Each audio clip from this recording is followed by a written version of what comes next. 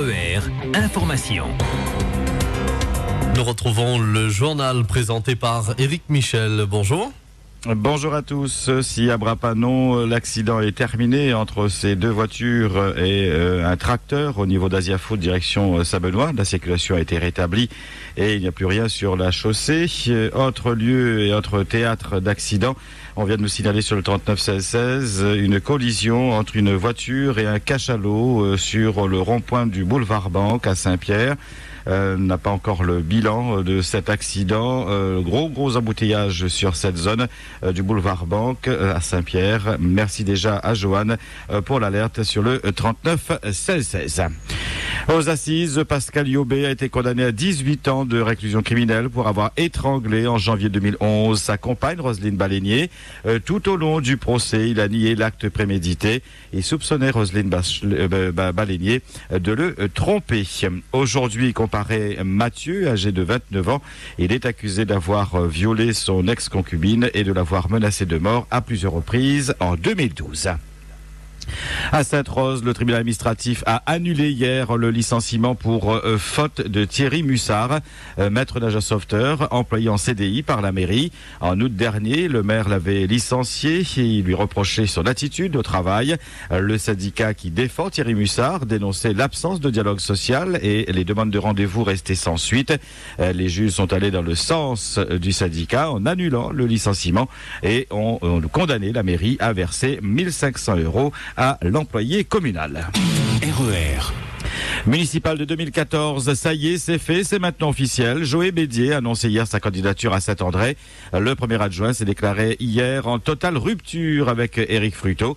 Je ne peux me résigner à laisser notre ville aux mains de celui qui n'agit pas avec son cœur, mais uniquement sur des calculs électoraux, qui dirige notre cité saint-andréenne avec une vision totalitaire, qui prend des décisions unilatérales et ignore l'esprit d'équipe, a lancé Joé Bédier devant une cinquantaine de militants réunis à Bras-des-Chevrettes.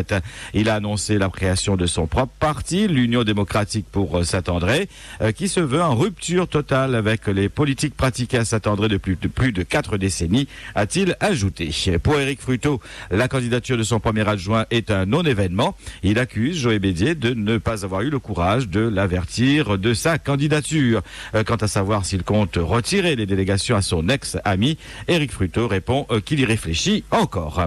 À Sainte-Suzanne, c'est Maurice Gironcel, sans surprise, qui a été désigné candidat du PCR pour conduire la liste au municipal de l'année prochaine. Une désignation effectuée devant 600 personnes réunies au Bocage. À l'approche de ces municipales, les divisions se font au grand jour. Hier, c'était encore le cas à Trois-Bassins. Roland Ramakisne doit faire face à une crise politique au sein de sa propre majorité. Plusieurs de ses élus ont boycotté hier soir la séance du conseil municipal et faute de quorum, la réunion a été reportée à la semaine prochaine.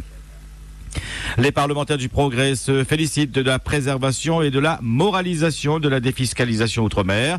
Hier, l'article 13 du projet de loi de finances 2014 relatif à la défiscalisation outre-mer a été adopté en commission des finances de l'Assemblée nationale.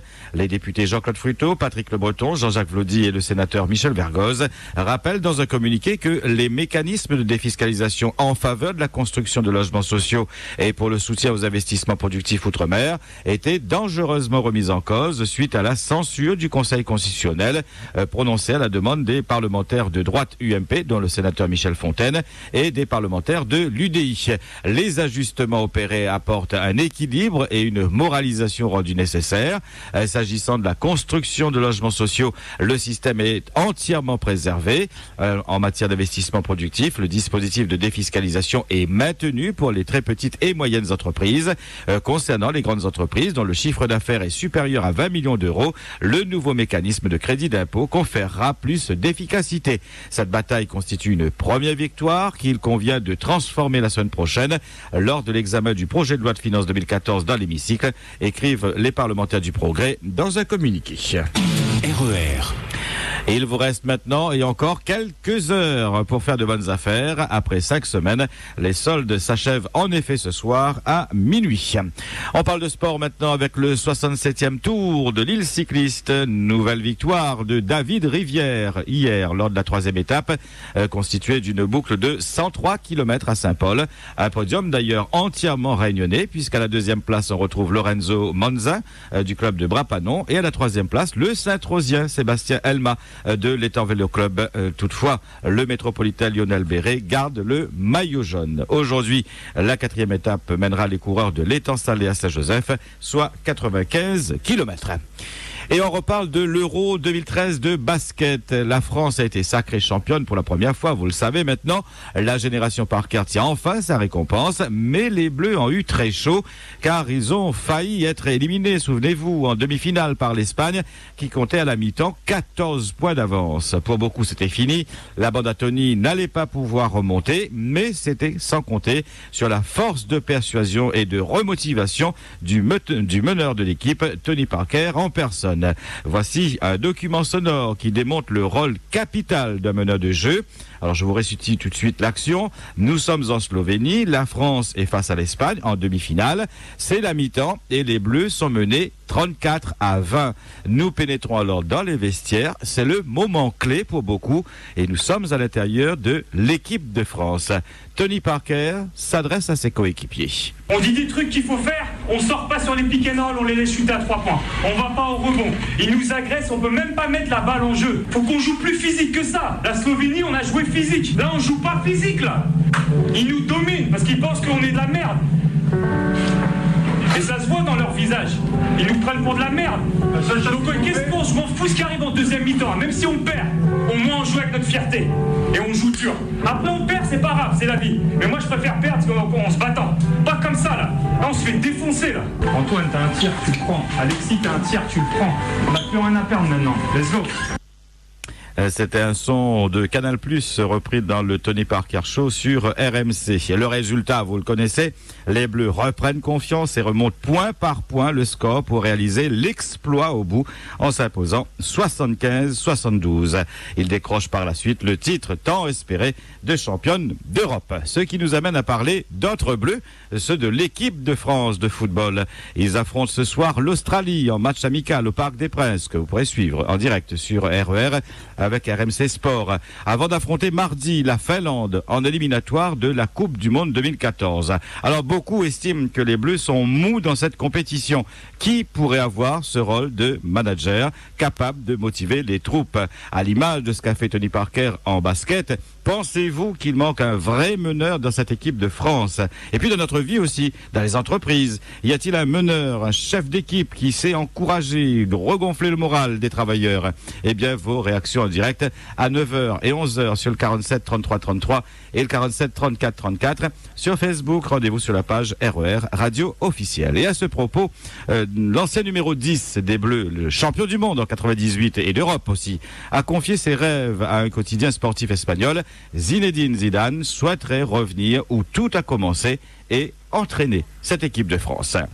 Chez nous, en handball, l'affiche de cette 11e journée sera constituée par la rencontre entre le CAS Cressonnière et Château-Morange, respectivement 2e et 3e au classement général et séparés d'un seul petit point.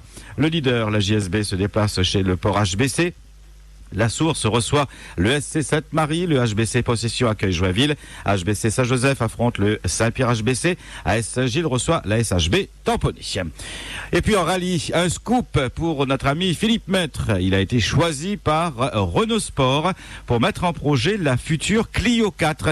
L'information a été lâchée par Arnaud Chazelle, responsable de Renault Sport, à Laurent Nativelle, qui se trouve à Antibes pour le rallye de ce week-end.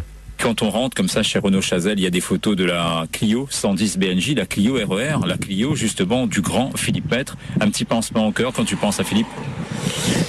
Oui, c'est sûr, c'est bien plus qu'un petit, c'est un gros pincement au cœur parce qu'aujourd'hui on a toujours des contacts avec Philippe et Mimi. Pour moi, c'est une des plus belles histoires de rallye que j'ai connues. Et bon, en fait, j'espère le revoir rapidement dans de très belles autos. Je pense à lui pour la nouvelle Clio 4 qui va arriver l'année prochaine.